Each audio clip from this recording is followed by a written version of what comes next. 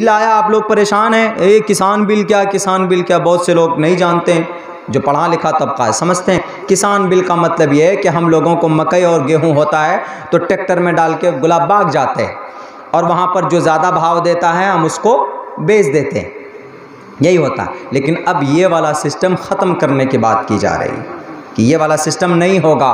कौन सा वाला सिस्टम होगा? आपके थपकोल बस्ती में अररिया ज़िला से जो सबसे बड़ा व्यापार होगा वो आएगा। गेहूं अभी आपने नहीं बोया है, 3 महीना पहले आके कहेगा कि आप गेहूं कितना उपजाते हैं, कहेगा 15 कुंटल। अच्छा, तो 6 महीने के बाद गेहूं का सीज़न आने वाला है तो आप 15 कुंटल गेहूं हमको दीजिएगा और गेहूं की कीमत उसी वक्त तय कर लेगा। 6 महीना पहले, अभी बीज भी नहीं डाला, पहले से नाम रख लिया, नाम रख लिया बच्चे का।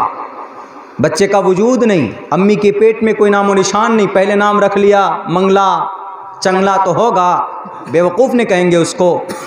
तो वही है कि 6 महीना पहले आएगा, सेठ तय कर लेगा कि 15 कुंटल गेहूं हमको दीजिएगा। क्या कीमत होगी जी? 1000। चलो 6 महीने के बाद जब गेहूं तैयार कर लिया, पता चला कि 1000 नहीं, अब कीमत है कितना, 1500 रुपये, तो किसान का तो चूना लग जाएगा ना। ऐसा कानून आया, ज़बरदस्ती वाले कानून। खैर, मुझे उधर नहीं जाना है, मैं तो आप लोगों को ये कहना चाहता हूँ कि अपने अंदर मानवता पैदा कीजिए, अपने बच्चों को एजुकेशन दीजिए, तालीम दीजिए। अगर हमने नहीं दिया ऐसा तो मेरे भाइयों, हमारी शरीयत, हमारा इस्लाम से हमने कुछ नहीं लिया। हमने एक मंत्र पढ़ा था वहाँ पे, यहाँ ना पक्ष बातें कुछ राखों, वैद पुराण संत मत भाको, तबलक जो सुंदरम चाहे कोई, बिना मोहम्मद पार ना कोई। मोहम्मद की ज़िंदगी के बग़ैर कोई कामयाब नहीं हो सकता।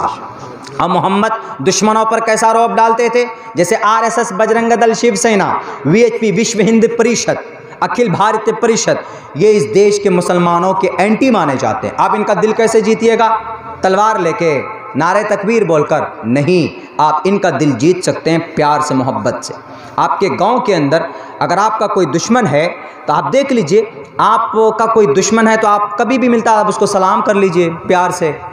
एक न एक दिन वो सोचेगा कि मैं तो इसको हमेशा से जेल भेजने के चक्कर में लगा रहता हूँ, लेकिन ये जब भी मिलता है बेचारा सलाम करता है, तो कभी न कभी दिल के अंदर उनका रहम आएगा, नरमी पैदा होगी।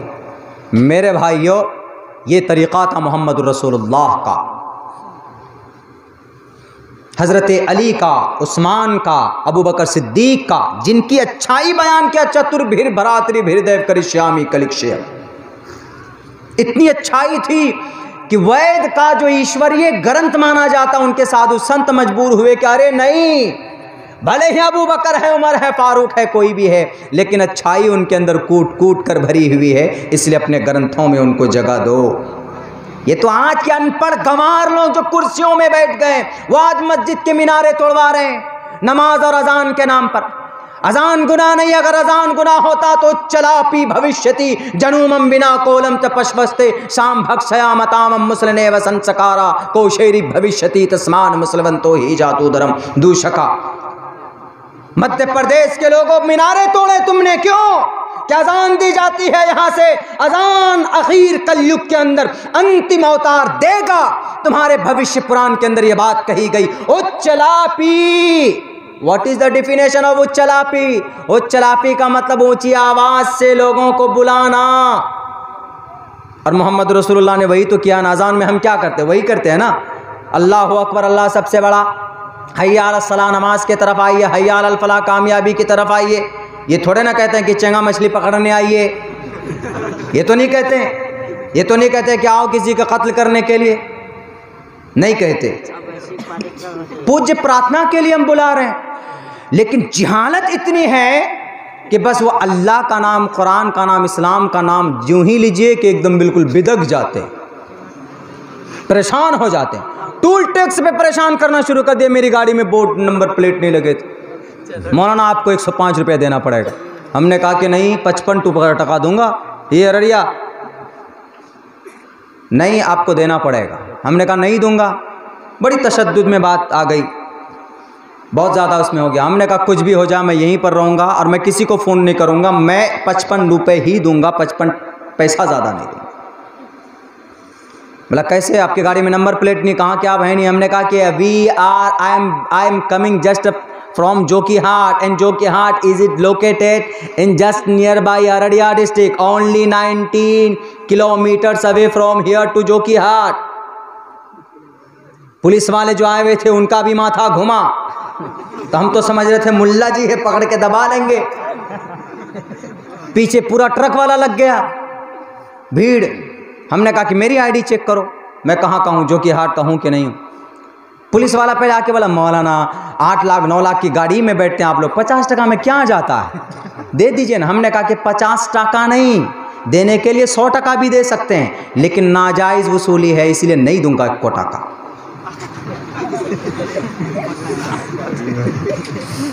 भाई देखिए, बुज़दिल बनकर रहिएगा, कुछ नहीं मिलेगा। हमको याद आया, हाँ लॉकडाउन का ज़माना था, हाई स्कूल चौक में 3-4 ठो गाड़ी पकड़ लिया था गैस का, हमको याद आया। वो लॉकडाउन का ज़माना था, शायद कोई होगा उसमें से। गैस ला रहे थे गाड़ी में, मोटरसाइकिल पकड़ के जेल के अंदर, थाने के अंदर घुसवा दिया, करा के 1500 का चालान लाओ। बेचारा 700-800 रुपये का तो गैस लाया, 1500 का चालान कहाँ से देगा, जितने का मुर्गा उतने का मसाला।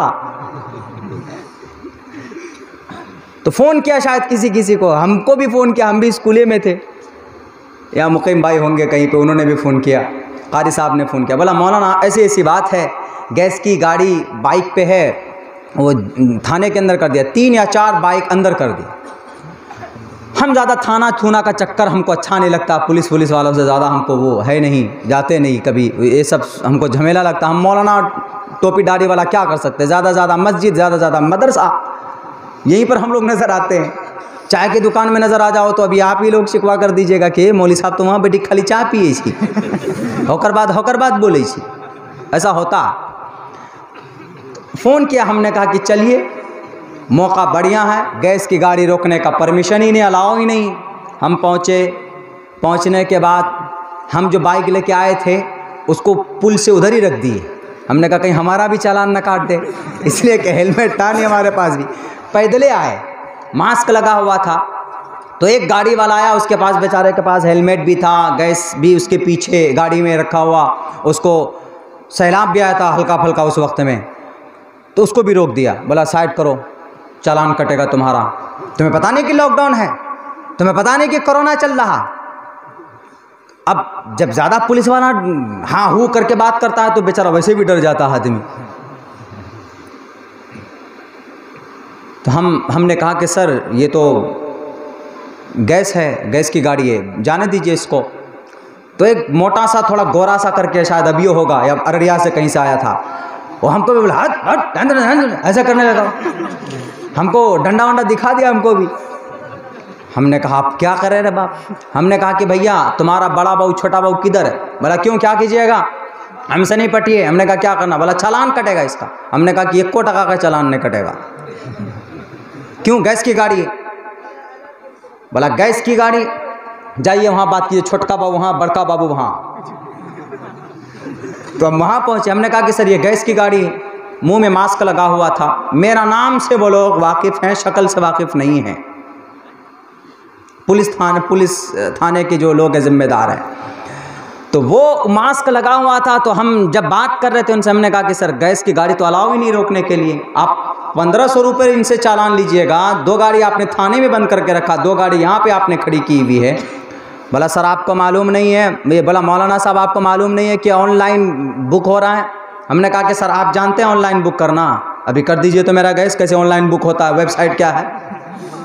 बोला नहीं आप लोग गैस के कंज्यूमर हैं तो आप लोग जानिए। हमने कहा कि जब आप नहीं करके दे सकते तो हम आम साधारण आदमी कैसे दे सकते। बोला नहीं तो 3 से लेके 5 तक आता है। हमने कहा कि 3 से 5 तक गैस की गाड़ी 2 ये बजे बांट करके चला जाता, और 3 से 5 तक आके ढूंढते हैं तो गैस की गाड़ी वाले का नामो निशान नजर नहीं आता। क्या करें हम लोग, सैलाब आया हुआ है, घर के चूल्हे डूबे हुए हैं लोगों के, और आपने गैस की गाड़ी को अंदर कर दिया। हमने कहा कि ये बुढ़ा आदमी जो खा खा के पेट मोटा कर लिया, फुला लिया है, ये हमको भूप भूप करता है। हमने कहा कि यहीं पर बैठूंगा, धरना दूंगा। तब किसी ने कहा कि ये चतुर्वेदी साहब हैं, बैठेगा तो बैठिए जाएगा, यहाँ पे आया ही इसी मूड से। तो उसके बाद वो आगे कह रहा सर आपकी कौन ठो गाड़ी। हमने कहा 4 ठो गाड़ी हमारी है। वो क्या बोलता, अच्छा जाइए अंदर जाइए, जेके ला के गाड़ी सबको वो कीजिए, गाड़ी सब फ्री में वो दिन 4 मोटरसाइकिल को रिलीज़ किया है, पूछ लीजिएगा आप ही की ही थपकोल ही का झुआ मझुआ का ही इधर का ही है, कहीं पे वो गाड़ी गैस की गाड़ी वो लड़के थे। तो ये है, वहीं पर अगर कुछ नहीं बोलते कुछ ना कुछ तो देना पड़ता आपको। हमने कहा कि कोरोना हाई स्कूल चौक में आपको दिख रहा है, कैटो डॉक्टर है आपका हॉस्पिटल में जो कि हार्ट में, बताइए तो कोरोना टेस्ट हो रहा है, कितना कराया? कैसे पता चलेगा कि मैं संक्रमित हूं कि आप संक्रमित हैं? कैसे पता चलेगा? हर वार्ड के अंदर एक एक डॉक्टर को भेजते आप, तब हमको पता चलता कि हाँ आपको भी कुछ चिंता है कि लोगों को कोरोना से बचाएं। हमने कहा कोरोना से बचाने के लिए नहीं, अपना पॉकेट गर्म करने के लिए आप लोग यहाँ पे खड़े हुए हैं आकर, बढ़िया करके हम भी झाड़ दिए। हमने कहा क्या करेगा, अधिकार है बोलने का, right to speech, right to thought of expression in front of the people and constitution, according to the Indian constitution, it is your fundamental rights। ये आपके हक और हुकूक है। अगर आपके नाम का कोई कंप्लेंट नहीं लेता है जो कि हाट थाने के अंदर, ब्लॉक के अंदर, तो आपके बहुत सारे हक हुकूक, आप अपनी आवाज को आप बुलंद कर सकते हैं। ये चीज कब आएगी, जब हम पढ़े लिखे होंगे, नहीं तो फिर अनारी सनारी आदमी वो फिर धान गेहूं के खेत में जाकर के 25 टका ले लेगा आपको छीन करके। इसीलिए बहरकैफ ये दो चीज़ ज़रूरी, एजुकेशन बहुत ज़रूरी है, उसके साथ साथ में यूनिटी, इत्तिहाद बहुत ज़रूरी है। अगर आपके पूरे पंचायत में, पूरे समाज में इत्तिहाद है, तो कोई भी अगर एक मामला हुआ ब्लॉक में, जोकी में, हॉस्पिटल में, रजिस्ट्रार ऑफिस में, तो पूरे सारे लोग पहुँचे आप, कानूनी एतबार से आपका हक है ये। लेकिन नहीं, अच्छा वो उसके ऊपर केस हुआ, FIR हुआ, भल्ले हुआ है, मरने दो उसको। अल्लाह के नबी अलैहिस्सलाम ने कहा मुस्लिमों का जसदिन वाहिदिन, एक मुसलमान दूसरे मुसलमान, तमाम मुसलमान एक जिस्म के मानिंद हैं। अगर कहीं पर कोई पूरे बदन में कहीं अगर कट लग जाता है, सिंगी मछली अगर काट ले, वो कांटा लगा दे, तो पूरा बदन हु सी करते हैं हम लोग, दर्द से करते हैं। इसी तरीके से अगर समाज में एक मुसलमान को कोई परेशान कर रहा है, नाजायज उसके ऊपर केस कर दिया या फंसा दिया, या कोई उद्योगपति समाज का अगर कोई बड़ा राजनेता अगर उसको परेशान कर रहा है, तो आप मैदान में खड़े हो जाइए उनके साथ। वो भी इंसान हैं, उनको भी मौत आनी है। जब फिरौन ने कुछ नहीं बिगाड़ा इस दुनिया का, क्या बिगाड़ लिया, खुद बैन समाई वल अर्ज़ मुअल्लक़ कर दिया गया। हमने देखा है बड़े बड़े तुर्रम खां को जो कि हाट के अंदर धूल चाटते हुए, ऐसे ऐसे बड़ी बड़ी ताकत और अपने आप को खुदा कहने वाले, जो कि हाट की धरती में और बिहार सीमांचल की धरती में हमने देखा है पूरे भारत के अंदर ऐसे ऐसे लोगों को जो आज मजबूर हैं, जिनको कोई लोग पूछने वाला पैदा नहीं हुआ है। मेरे भाइयों, ये जब ही हो सकती है जब आप अपने अंदर यूनिटी बनाइएगा, जब आप अपने अंदर ताकत बनाइएगा, तो इंशाअल्लाह ये 303 लेकर, प्रचंड बहुमत लेकर आपको इस देश से निकालने वाला कानून तो दूर की बात है, बल्कि जब जब आपके बारे में सोचेगा तो कम से कम 4 ग्राम खून उनका कम होना चाहिए कि नहीं। ये बुज़दिल कौम नहीं है, इन्होंने सिर्फ अभी इन्होंने आज़ादी के वक्त तलवार उठाई थी, ये तलवार को लेना अपने हाथ में भूले हैं, बल्कि उनके हर पेचो खम से वाकिफ़ है।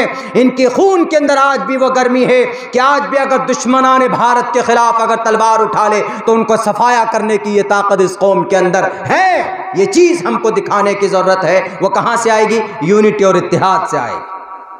तो दोनों काम करेंगे, एक तो अपने बच्चों को तालीम देंगे इंशाअल्लाह।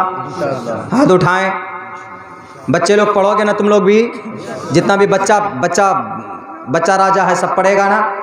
और तुम लोग जो मोबाइले में घुस जाते हो जी, तो कैसे होगा? मोबाइल, फेसबुक, व्हाट्सअप आप लोग मत चलाइए, छोटे बच्चे मत चलाइए। बड़े लोग जो भी हैं वो फेसबुक व्हाट्सअप चलाते हैं, तो उसका मिसयूज़ मत कीजिए, किसी को परेशान मत कीजिए। मेरे नाम पर भी एक गलत न्यूज़ छापी गई थी, हमने तो उसका FIR किया उस दिन। तो उस दिन हमको बढ़िया से पहचाना हमारा ये जो बड़ा बाबू साहब, बोले कि सर कौन लड़का? हमने कहा ऐसा ऐसा किया है। बड़ा अच्छा पकड़ के लाते हैं उसको। हमने कहा कि बस पकड़ करके 2-4 ठो डंटा बढ़िया से मार दीजिएगा, उसको कहिएगा कि फेक ID चला करके तुम ये काम करते हो, और दावा किया कि हमारी ID को कोई ट्रैक नहीं कर पाएगा। तुमसे बड़ा भी ऊपर कोई ना कोई बैठा हुआ होता है। तो यही, किसी को परेशान करने के लिए फेसबुक, व्हाट्सअप ये सब हम ना करें।